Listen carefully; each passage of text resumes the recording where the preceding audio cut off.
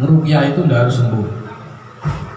Kadang-kadang orang ini sakit tidak harus didoakan sembuh. Sebagaimana kata Nabi, ketika ada orang sakit, apa kata Nabi? Bukan selalu Allahumma rabban nas adhibil ba's, tapi Nabi mengatakan la ba'sa tahurun insyaallah. Orang sakit itu bisa mengurangi dosa. Bahkan orang sakit itu kalau ada orang kena santet, ya misalkan kamu anggap dia itu kena santet padahal dia gak punya duit, kamu anggap dia kena santet, bahkan kalau dia sakit minta doa kepada dia. Itu anjuran Nabi, minta doa karena dia posisi terdolimi, apalagi kesantet sampai perutnya sakit, dia mati. Jadi perutnya sakit bisa memungkinkan itu kalau mati syahid dulu. Syahid dulu apa syahid dulu? Syahid dulu. Jadi dia ini apa namanya, termasuk yang 5 yang nanti syahid. Syahid akhirat syahid dulu. Itunya kan perang itu. Para sahabat, maka niat ruqyah itu harus benar. Niat ruqyah itu apa, Pak? 1, taat kepada Allah. Ketika yang lain mempopulerkan penyakit berobat dengan totok, dengan herbal, dengan sugesti, dengan A, dengan B, dengan Z, kita tetap istiqomah, taat kepada Allah, berobat dengan Al-Quran. Kok tahu itu perintah Allah, anjuran Allah? Allah mengatakan qul huwa lil ladzina amanu hudaw wa shifaa. Bahkan Nabi khairud dawai Al-Quran. Alaikum bisifaini al-asali wal Quran. Maka niatkan taat kepada Allah harus berobat di Al-Quran. Yang selanjutnya, niatkan mengagungkan Al-Quran. Sebagaimana cerita yang sering saya sampaikan, cerita Imam Ghazali di kitab Khawasul Quran, ada rajulun yusama birroqi, seorang disebut ahli ruqyah tapi gak pakai rompi. Daripada yang kayak tadi pakai rompi tapi kena santet. Ini gak punya rompi dia, tapi selalu ketika ada orang sakit di ruqyah dia sembuh. Ketika ada orang sakit di ruqyah dia sembuh. Fasa'alahu rajulun, kemudian ditanya sama temannya, alaka ilmun bidzalik, apakah kamu punya ilmunya? Kok setiap orang yang kamu ruqyah sembuh? Faqal na'am, betul ada ilmunya. Apa ilmunya? Kata dia, qul wa nunazzilu minal qur'ani ma huwa syifaa wa syafii wallah. Tapi yang bukan Allah, saya hanya baca biruqyat wahidatin, hanya dengan 1 ayat saja sembuh. 1 ayat saja sembuh. Kemudian farok summa mata ba'da dzalik, mati dia. Loh, peruqyah mati Pak, apalagi yang tidak peruqyah. Pokoknya mati semua kita. Maka jangan khawatir Pak Abdul Salam kalau tidak meninggal, pasti meninggal Pak. Bisa jadi sampai dulu baru saya, atau terbalik, saya yang terakhir sampai duluan. Sampai pilih yang mana? Yang A atau B? Sama-sama dulu. Para sahabat, apa yang dari faro'ahu fil manam, kemudian yang temannya yang masih hidup ini meruqyah ini, yang mati ini di dalam mimpi. Dia bertanya, ma fa'alallahu bik, apa yang dilakukan Allah kepada kalian, kamu? Faqal qad ghafara li rabbi bi ta'zil Qur'an wa ta'zimi. Aku diampuni Allah sebab aku mengagungkan dan memuliakan Al-Qur'an. Jadi, perhatikan baik-baik.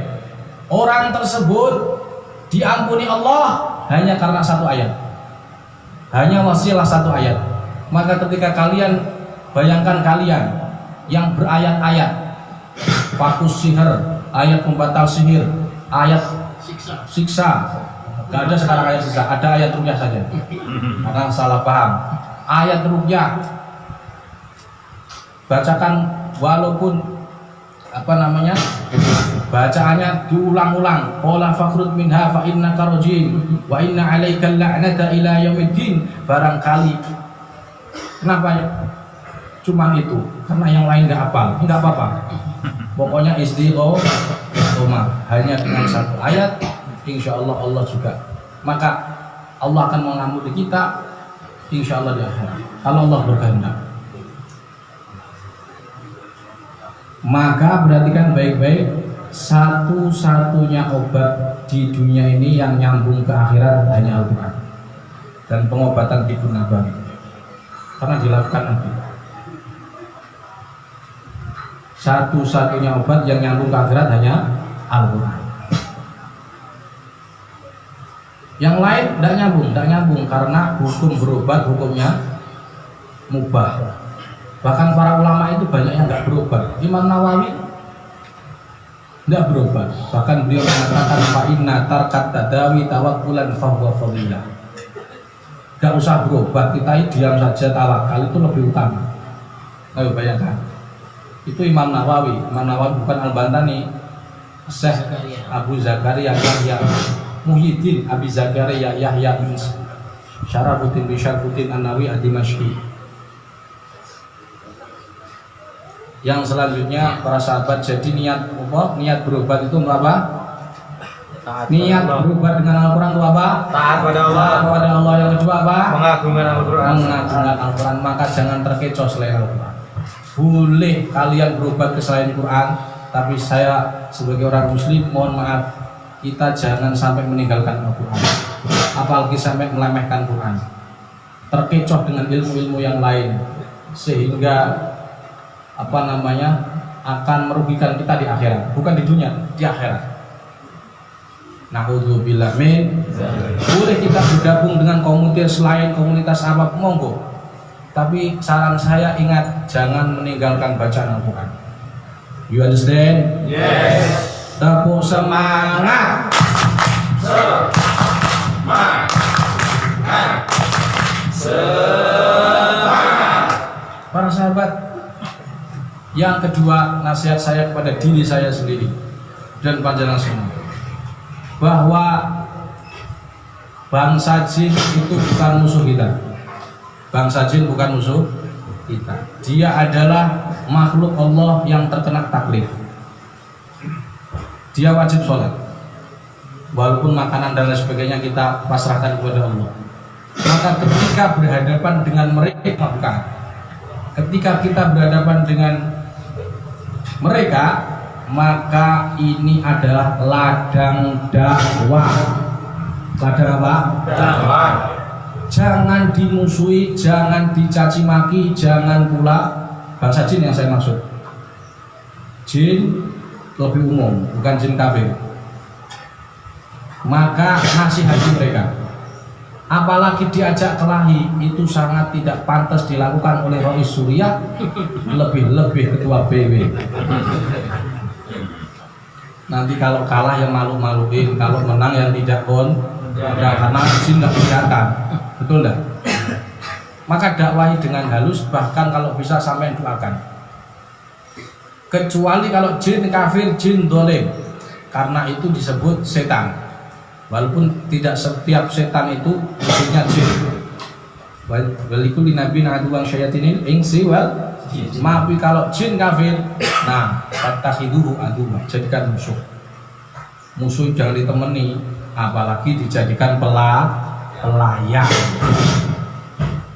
Juru laden kalau orang Jawa, kalau bahasa lain ya apa itu, kodam atau apa terserah.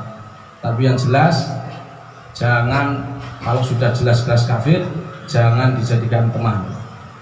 Fattakhiduhu aduwwa, kata Allah, inna syaitana lakum aduwwun fattakhiduhu aduwwa, jadikan musuh.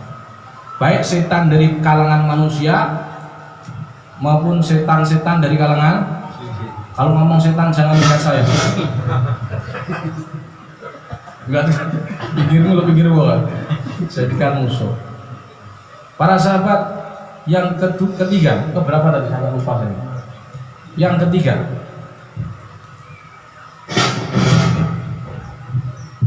bahwa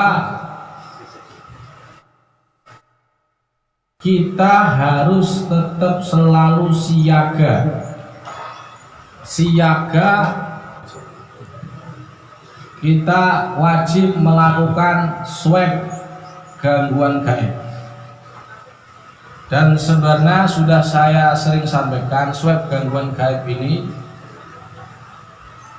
lebih, insya Allah lebih bagus daripada, lebih cepat maksudnya, akurasinya lebih cepat daripada raga sukma, daripada mediumisasi, daripada akhdul lawai. Makanya sudah kita hapus itu karena kita punya metode yang lebih bagus tanpa masuk alam bawah sadar, dalam tingkat sadar hanya metode doa. Maka nanti kita akan swab gangguan gaib pada kalian. Siap? Siap. Dan lakukan swab gangguan gaib ini pada 4 keadaan.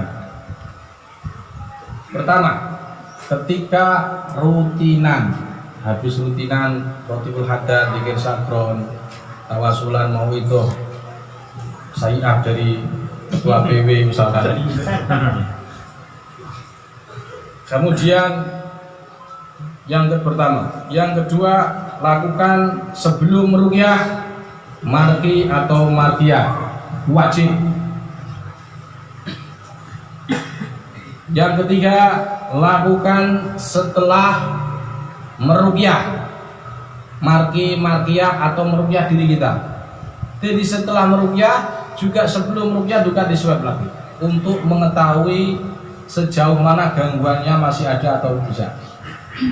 Kayak tadi dia, Gus, saya sudah melakukan swab SOP sihir tapi belum sembuh, maka harus terpaksa saya katakan kalau ada orang kena sihir kok dia belum sembuh, ketika di SOP mayoritas dia tidak menjalankan SOP dengan benar. Contoh tadi di swab masih ketarik, berarti belum sembuh.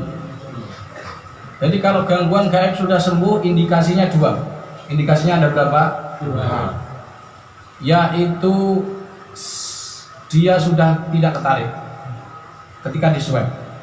Yang kedua, dia sudah tidak reaksi dalam arti muntah atau gerakan. Kalau kita semua dibacakan Quran pasti reaksi, minimal hatinya tenang. Tenang itu juga reaksi, cuman tidak reaksi getaran, muntah atau energi-energi lain atau kesehatan lain. Yang ketiga, lakukan setiap pagi dan keempat lakukan tiap pagi dan sore. Siap kalian?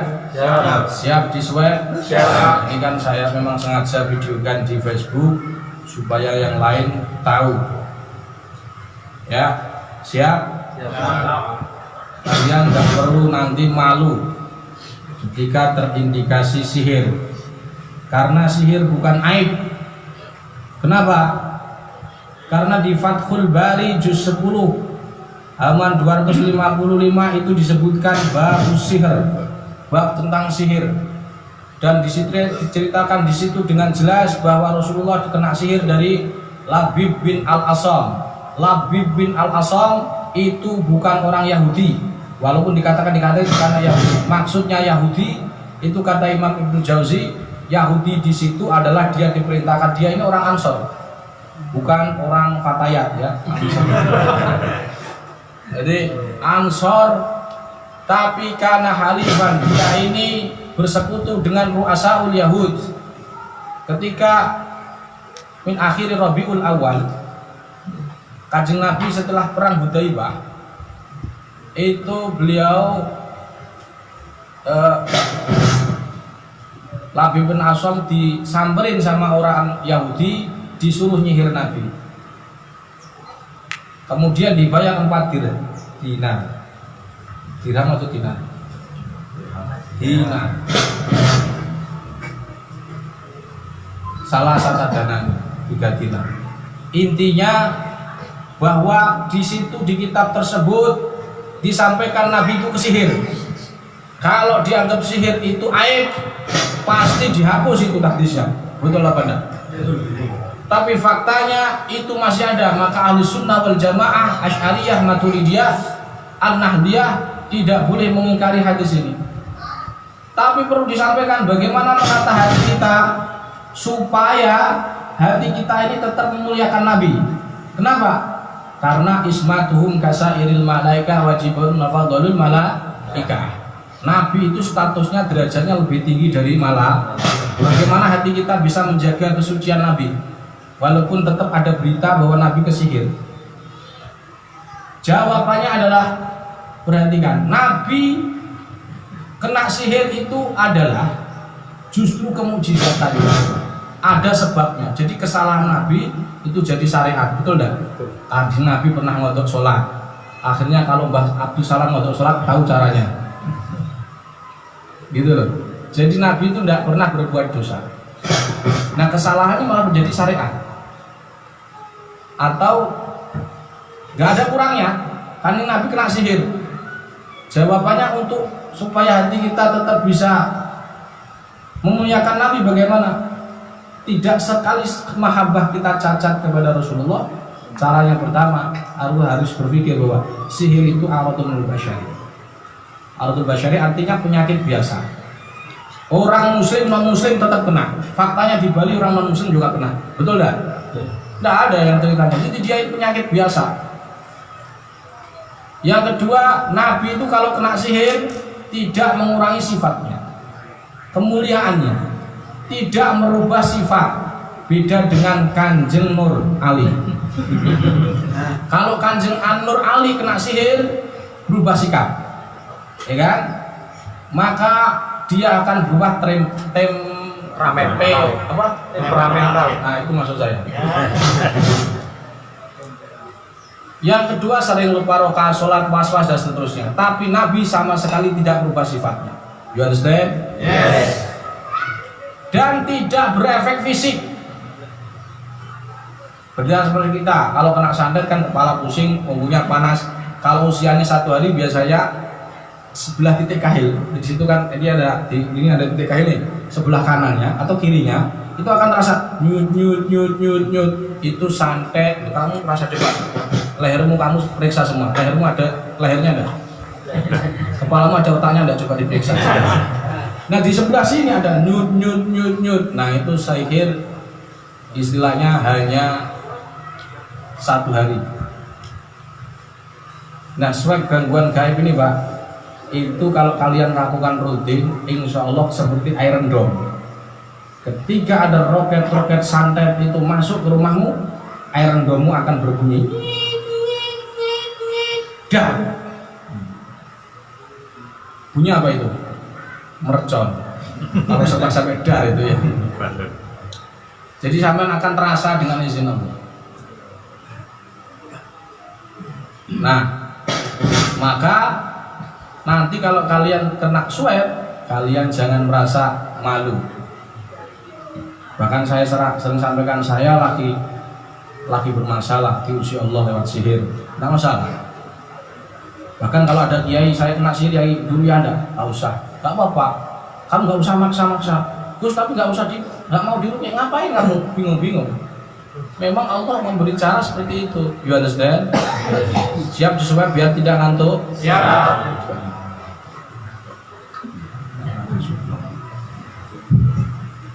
Oke, siap semuanya? Siap. Nanti tolong kameranya di set.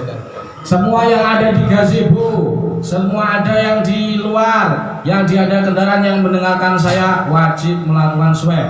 Posisikan kakinya yang benar, kakinya yang benar. Coba ini nanti di kamu ke luar gitu ya. Oke, pejamkan mata. Tangannya diarahkan ke atas begini, jangan diangkat. Kalau ada yang tidak benar ketika lakukan prosesi swab, maka berarti dia belum subscribe YouTube saya. Oke, pejamkan tangannya seperti ini ya, ditutup. Jadi untuk deteksi siapa? Deteksi diri kita, deteksi keluarga kita, deteksi keluarga apa sekitar rumah kita, dengan metode doa. Cuman kita sebut namanya ini swab gangguan gaib. Tidak sampai bukan agama. Siap? Siap. Semoga Allah Subhanahu wa ta'ala memperlihatkan kepada kita pusat atau penyakit dalam tubuh kita. Nanti kamu bisa keluar sana, agak diberi jalan sedikit. Yang dikasih bus ya. Oke. Pejamkan mata. Pejamkan mata. Menunduk kepalanya, tangan kiri ditutup karena tidak difungsikan. Ditutup itu di arahkan ke bawah. Kalau masih belum bisa berarti masih belum tahu. Pelajaran 2017. Pejamkan mata semua. Tarik nafas. Buangkan mulut. Tirukan saya. Bismillahirrahmanirrahim. Bismillahirrahmanirrahim. Bismillahirrahmanirrahim. Ilahi anta maqsudi waridhaka matlubi a'tini mahabbataka wa ma'rifataka. Bismillah. Asyhadu an la ilaha illallah wa asyhadu anna Muhammadar Rasulullah. Alhamdulillahi rabbil alamin.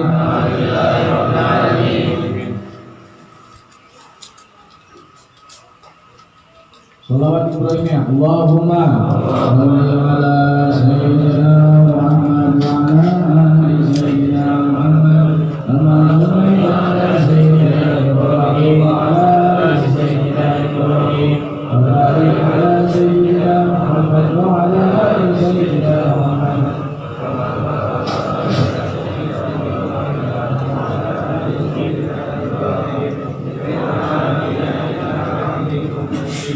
Ya Allah, ya Allah, ya Allah, ya Allah, ya Allah, ya Allah, hamba memohon dengan sungguh-sungguh kepadamu, ya Allah, perlihatkanlah, nampakkanlah, lahirkanlah kepada hamba jika dalam tubuh hamba ada penyakit baik psikologis, medis maupun non medis. Ya Allah, hamba akui penyakit tersebut adalah karena ulah serta kekhilafan hamba. Oleh sebab itu hamba mohon ampun kepadamu. Astagfirullahaladzim. Astagfirullahaladzim. Astagfirullahaladzim. Ya Allah, hamba mengakui dengan sungguh-sungguh bahwa penyakit ini adalah karena ulah serta kesalahan dan kekhilafan hamba. Oleh sebab itu ampuni hamba ya Allah, ampuni ya Allah. Ya Allah, jika dalam tubuh hamba dan keluarga hamba ada penyakit atau gangguan gaib, hamba mohon padamu ya Allah, tunjukkanlah, perlihatkanlah, lampahkanlah kepada hamba pusat gangguan tersebut. Amin ya rabbal alamin.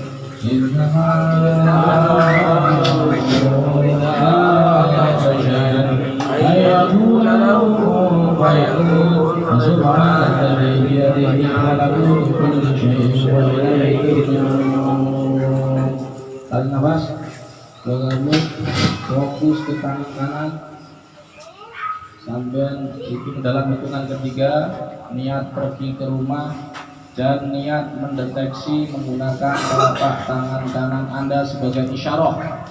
1, 2, 3 niat pergi ke rumah masing-masing, deteksi dan diagnosa di depan rumah Anda. Jika memang Anda tertarik ke satu tempat atau satu lokasi di rumah Anda, ikuti energinya dan angkat tangan kanan Anda. Terus kalau Anda merasa tertarik, kalau Anda merasa tidak tertarik, maka jangan diserahkan. Tapi kalau merasa tertarik sedikit pun, maka ikuti energi tersebut dan ingat-ingat lokasinya. Saya ulangi, ingat-ingat lokasinya, karena mungkin saja Allah menunjukkan bahwa itulah penyakit yang selama ini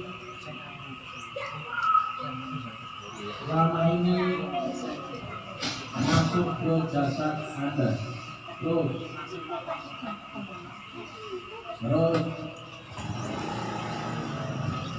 kembali ke sekitar rumah dulu, atau kembali ke sekitar rumah, dan sekarang niat mengecek ke ruangan-ruangan yang ada di rumah Anda, mulai dari kamar, ruang tamu, dapur, dan seterusnya. Jika Anda merasa tertarik, tetap ikuti energinya dan ingat-ingat lokasinya. Saya ulangi, ingat-ingat lokasinya.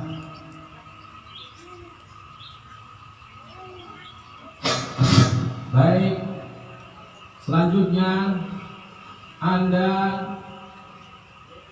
fokus ke keluarga Anda masing-masing, mulai yang paling kecil sampai yang usianya yang lebih tua.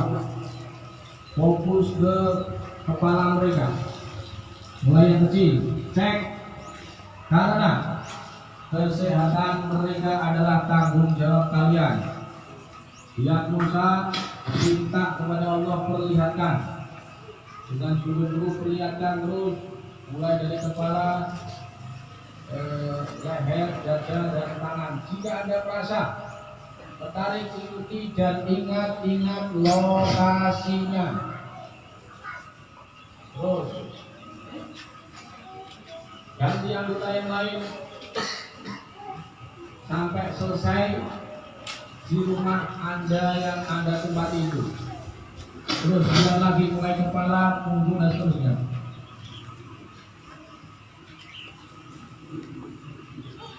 Terus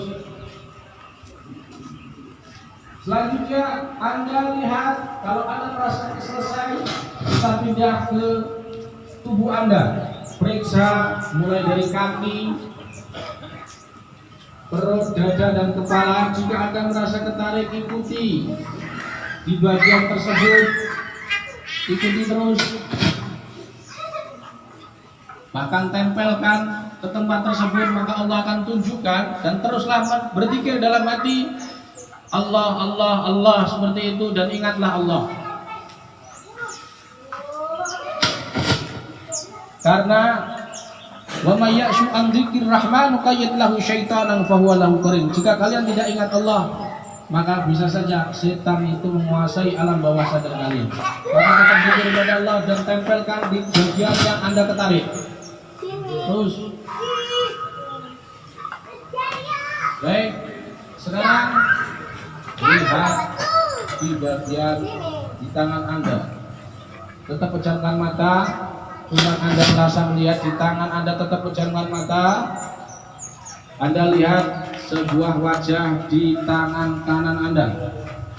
Satu wajah tersebut dan wajah atau penampakan visual itu semakin jelas, perjelas lagi, seolah-olah Anda melihat dengan detail. Terus, baik, Anda melihatnya, mungkin Allah menunjukkan kepada Anda. Sekarang lihat terus. Selanjutnya sampai pergi ke satu tempat yang memang itu Anda tertarik ke sana. 1, 2, 3. Jika Anda tertarik ke sana, ikuti terus dan ingat-ingat lokasinya. Ingat-ingat lokasinya. Jika Anda tertarik, ikuti. Kalau Anda merasa tidak tertarik, jangan diangkat. Tapi kalau tertarik, biarkan Allah memberitahu melalui doa untuk kalian tersebut dan angkat tangannya. Terus, baik, dalam hitungan ketiga buka matanya, ucapkan alhamdulillahirabbil. Tangan kiri pegang tangan kanan, buat energi yang membuat tangan Anda kram. Nanti ada Lama ngecek kalau memang positif di situ ada gambar biasanya terang. Keluar rumah jangan dibawa ke sini. Itu rumah saya banyak dulu. Coba kenal.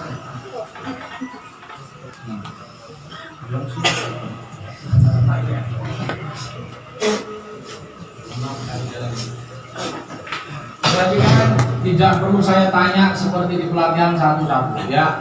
Cukup diingat. Saya ulangi, cukup diingat. Pertama harus saya sampaikan apakah tadi sugesti dan masuk alam zahir 3 dan kalimat saya itu ada kalimat 3, ya kan? Dan saya tidak mengetrenkan kalian kondisi sadar, cuman tadi strukturnya doa, hamdalah, sholawat, terus dan ini sudah kita tajrid dan insya Allah ini tadi lakukan di 3 keadaan ya, seperti ini nanti loh. Lakukan 3 keadaan. Pertama sebelum ruqyah, kedua setelah ruqyah, ketiga pagi sore, keempat rutinan.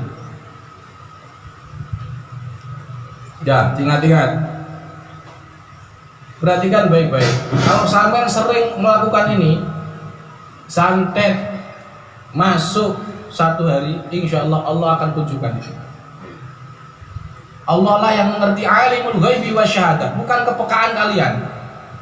Allah yang mengetahui alimul ghaibi wasyahadah. Maka minta saja kepada Allah. Tunjukkan ya Allah. Tadi metode doa.